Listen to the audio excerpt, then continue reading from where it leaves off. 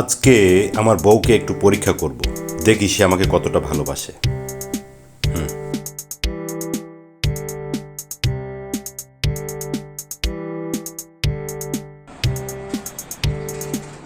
দেখো, আমি অনেক ভেবেচিন্তে দেখলাম আমি আর পেরে উঠছি না, আমি অনেক ক্লান্ত। আমি এই বাড়ি ছেড়ে চলে যাচ্ছি, আর কখনো ফিরবো না। ভালো থেকো। এবার দেখি কি করে। হ্যালো মা, তোমার জামাই বাড়ি থেকে চলে গেছে, আর কোনোদিন আসবে না বলেছে। আর ধুর, ওর জন্য কে চিন্তা করছে? আমার থালা বাসন মাজবে কে?